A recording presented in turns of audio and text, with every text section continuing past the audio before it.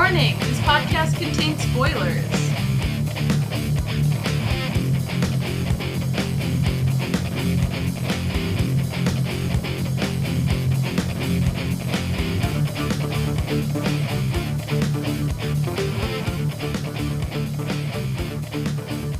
Hello everyone, and welcome to the As Seen on TV podcast for The Last Ship, Season 2, Episode 3, It's a Rumor!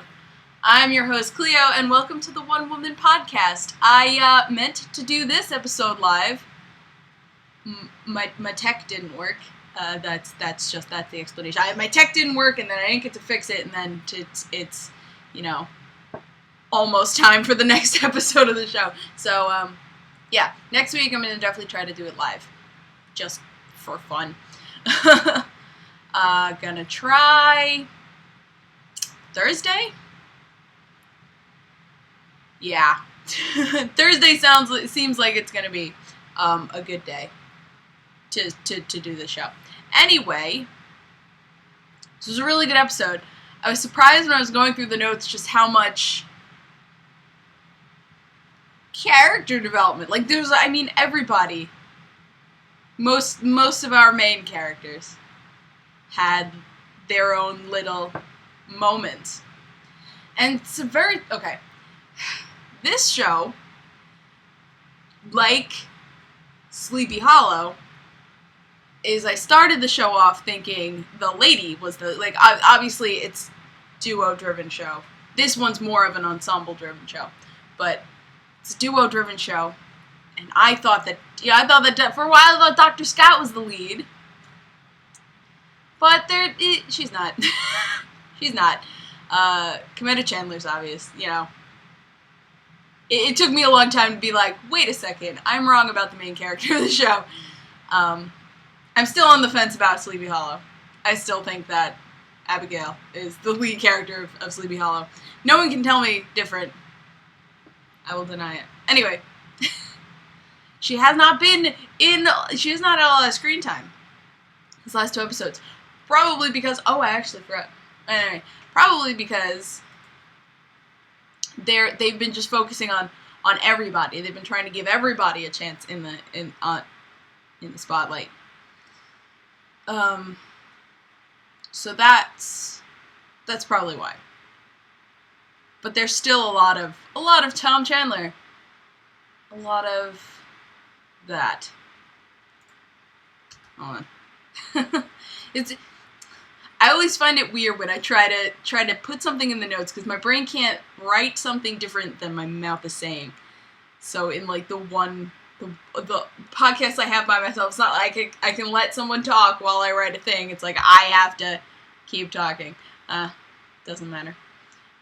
So the ship reaches Norfolk, and everybody I know, and I know exactly why. Every time they said Norfolk, they overpronounced it because they didn't want it to sound like Norfolk. I know that's exactly why. Because that's the same reason in Super Smash Brothers, there's a giant pause between duck and hunt. Think about it. Anyway, every time they said it, I'm like, that doesn't feel forced at all.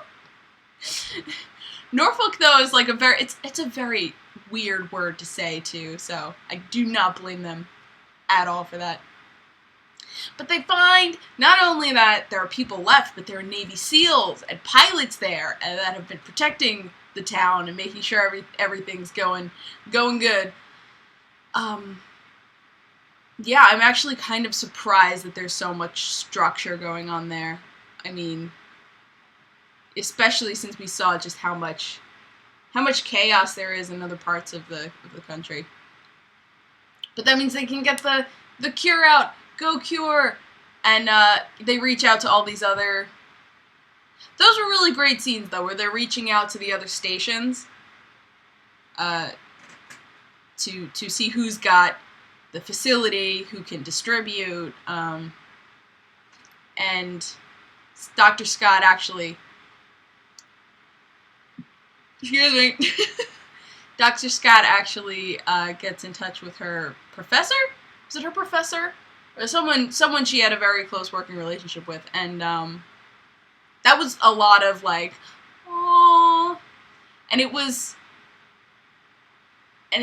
just weird how, I guess obviously this is post-apocalyptic, so news doesn't exactly travel, but I had totally forgotten that she had a boyfriend or whatever.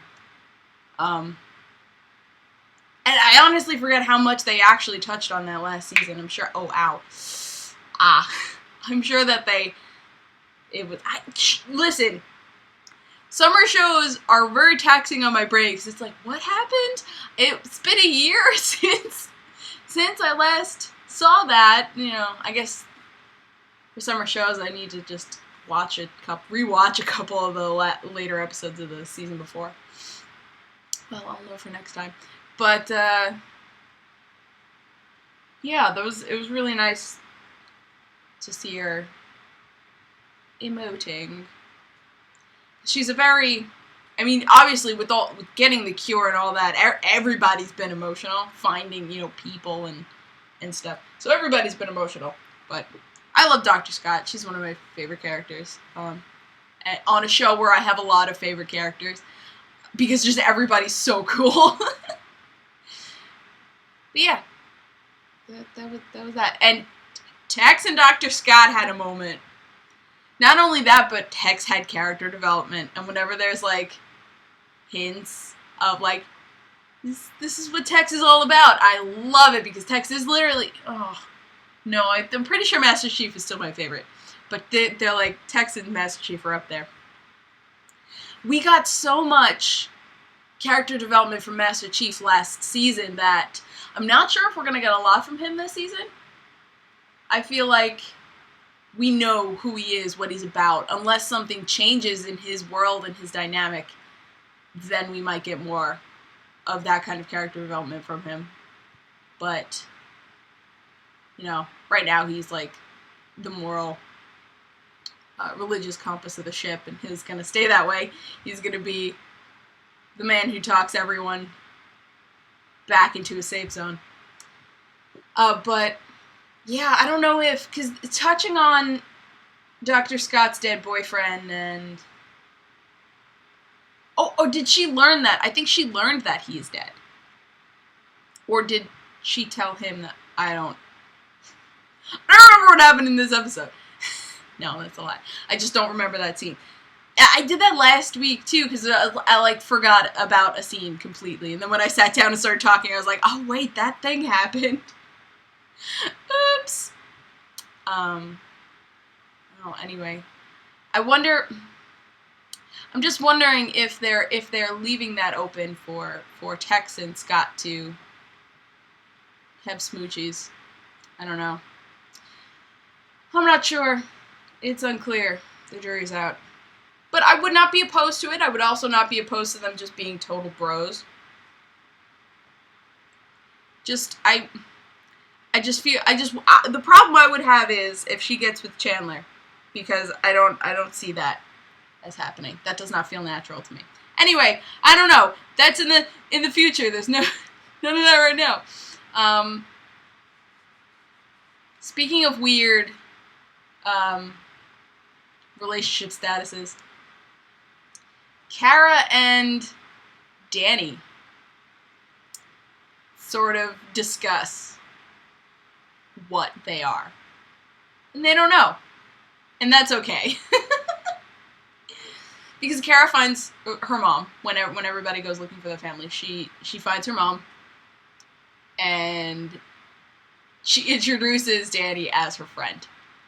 And Danny's just sort of like, so we're friends? And she's like, I don't know. Do you know? And he's like, I don't know. So I think that's okay, and that's very, very, it's a very mature thing for them to just be like, I don't fucking know. Do you know? No? Okay, we're gonna just hold it. Clamp it down. Yeah, I think they'll figure something. I mean, they'll figure something out. They're both smart people and good people, so well, if anything bad happens, it's coming from the outside. That's all I have to say. I'm gonna leave it at that.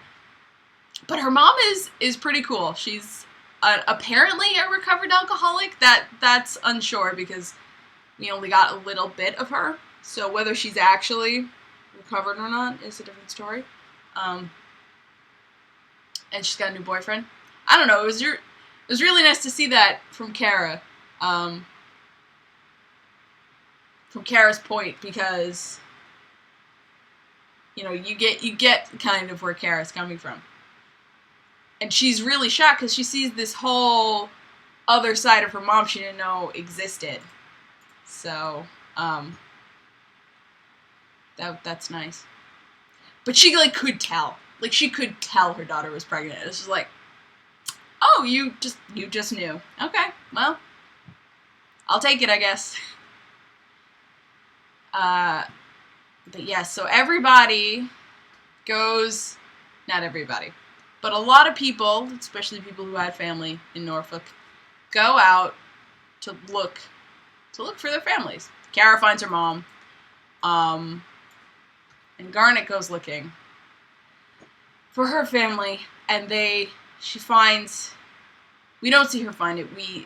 There's a conversation she has with Tom that her family died. They probably, and I mean, she doesn't say this, but we can extrapolate that her family died early on because they went to the hospital and there were files that they had died. Which probably meant it's before things broke down, it's before, society crumbled, because there's fucking listen, paperwork's important, don't get me wrong, but if you're in post-apocalypse, fighting for your freaking life, paperwork's very low on the totem pole of important things. So it's probably before things really, really went to shit. It was probably, when things, people were sick, but there was still a large population that was still alive and not sick. So that was so sad. And I mean, we got more in these last 3 episodes of Garnet than we've gotten all last season. And I'm very happy because I really like her. Last season what we got from her was really just, I'm the badass in charge of engineering. I'm awesome. Boss lady, that sort of thing is what we got last season. This season we're getting just in there, how she deals with crises and stuff. So she took some of her children's drawings. I think she had a daughter and another kid, but wasn't easy to tell, and she didn't say. And I don't remember what the drawing, was, oh, mommy, daddy, whatever, but I don't remember how many family members she lost. But yeah, super sad. And I think that conversation that Tom has with her really is part of the reason why he entertains staying. And I was very surprised that he even thought about leaving the Nathan James and saying he's, resigning or whatever. But I was just super shocked. But his dad's right. That leaving the mission, leaving this very important world-saving mission is not who Tom is. It's not who he is. And, he wants to stay because he's afraid. Yeah, they have their grandpa, and that's good. It's very good. But they don't have their parents. Their mom died. And it was weird. I forget what, oh goodness, what example did the father use? It's like these men went off to war and left their families behind. And and Tom said, but they had their mothers. It's like, that's not always the case. Oh, it was World War II. It was the English in World War II. Left their families when bombs were falling on the city every night.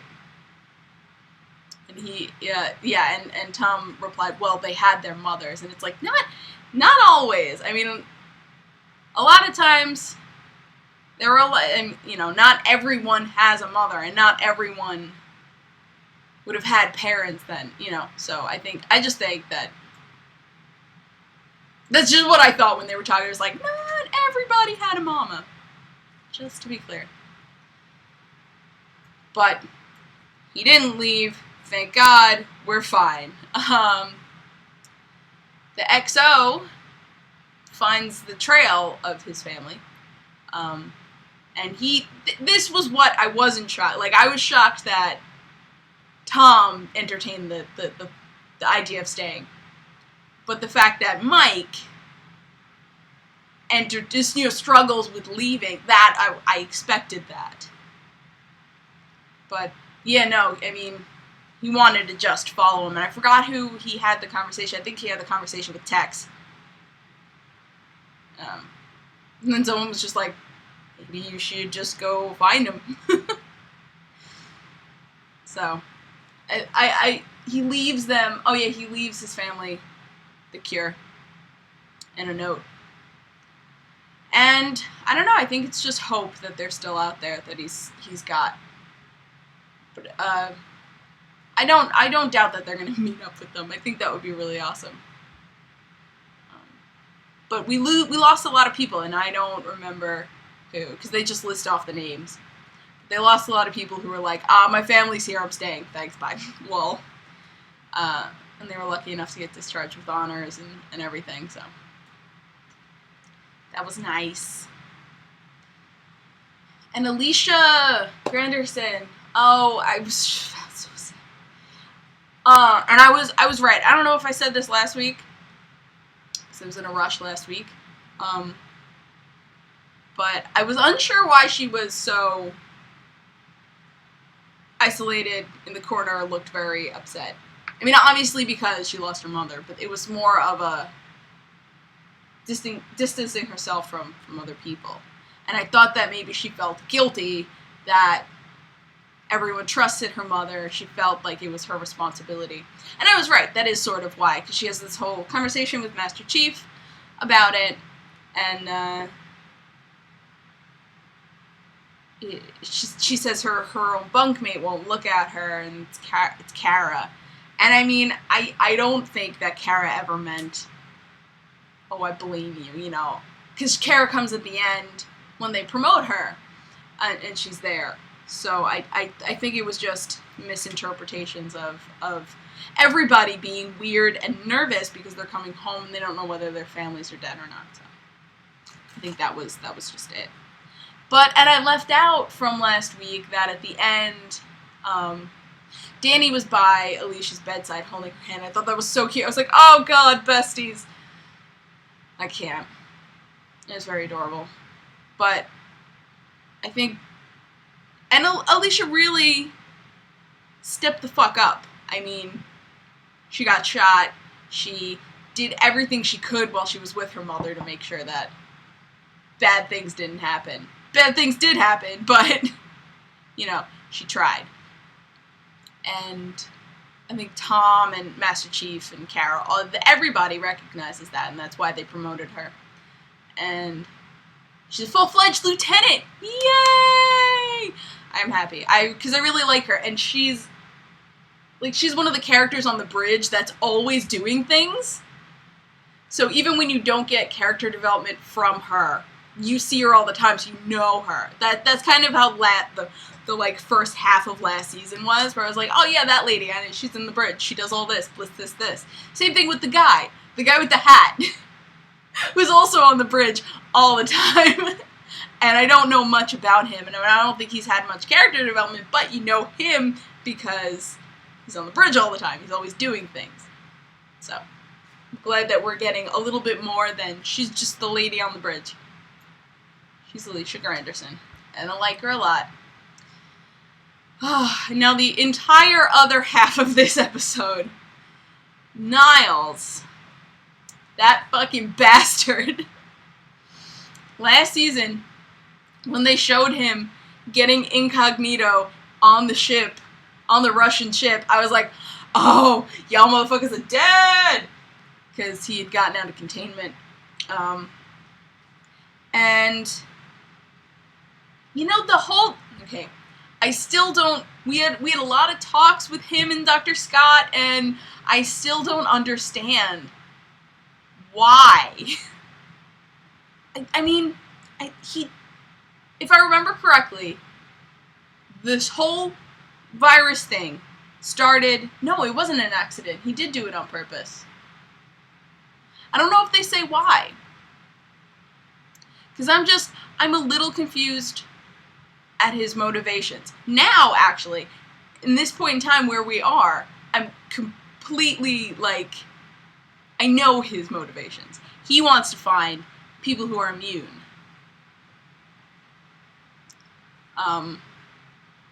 To sort of rebuild the world. And he was looking for him. Fucking found him. And they're crazy. Excuse me. And I don't think he's told them that he is the carrier. He is patient 0. I don't think they know. And I wonder if that's something he's going to be keeping in his back pocket, if that's something that he's going to want to save for later, if that's something he never wants them to find out. But he says to them, well, while two of them are having a conversation about there's a ship with the cure, Niles says to them, it's not a rumor. Oh, I said the name of the title wrong. It's not a rumor. Okay, I'm sorry. I know I said it in the beginning in Arnold Schwarzenegger's voice, but it like dawned on me when I said the name of this episode out loud that it might be a joke. It might not be a joke. I might be wrong, but it might be a joke on it's not a tumor. And if it is a joke, bravo. Fucking bravo, because it is funny as hell. And if it's an accident, still bravo. It's funny as hell. But anyway, it's not a rumor. Yeah, so he says it's not a rumor, referring to the Nathan James having the cure. That's not the rumor. Where I thought in the beginning of the episode that the thing that's not a rumor was Norfolk still being intact, still having people alive. So I guess it works for both, but I just didn't realize that's the way they were going to swing it. So very cool. Very good episode. They're slowly, I think it's going to start getting faster now, but they slowly ramped up. These are the big bads this season, you know. So, very good introduction for the crazies. Not looking forward to what they have in store for the Nathan James. But, yep, they're moving on. They're leaving Norfolk in very capable Navy SEAL hands, and I forget where they're going. Are they going to Florida? I think they're going to Florida, and I think that's where Tex's daughter is. So I'm sorry, I realize I talked about Tex, but didn't say exactly what the character development was. It's his daughter. He's looking for his daughter. And his ex-wife. So I hope his daughter's still alive. And I'm sure he hopes his ex-wife's not. No, I'm kidding. That's a terrible joke. Anyway, next week, Solace. The crew of the Nathan James discovers that hospital ship USNS Solace was sent to sea to wait for Dr. Scott's cure. Oh, interesting. Captain Chandler sees an opportunity to add another ship to the fleet. I fucking just said that! Oh! Okay. I was just talking to some of the other podcasters about this. And I said, watch this be like a Battlestar Galactica thing where you think it's the only ship left and then they find another ship. This is exactly what I just said this. But it seems like the Nathan James would be the lead ship. That is so funny. I just said that the other day. Where was I? Captain Chandler sees an opportunity to add other ships to the fleet, while Rachel is eager to find a lab better equipped to replicate the vaccine. When Solace fails to respond to radio communication, Chandler and his team board the ship and come face to face with an unexpected enemy. Oh my god, did these fuckers hijack the ship, the Solace? Because that's gonna suck. It's gonna suck. But yeah. That's that. Thank you guys so much for watching. You can find me at Cleomoto on the socials and on Twitch at the Cleomoto. You can find all of us on ASO TV Podcast on Facebook, Twitter, Gmail, Google+, MySpace, and right here on YouTube. Follow us for some more podcasts from some of your favorite TV shows. Until next week.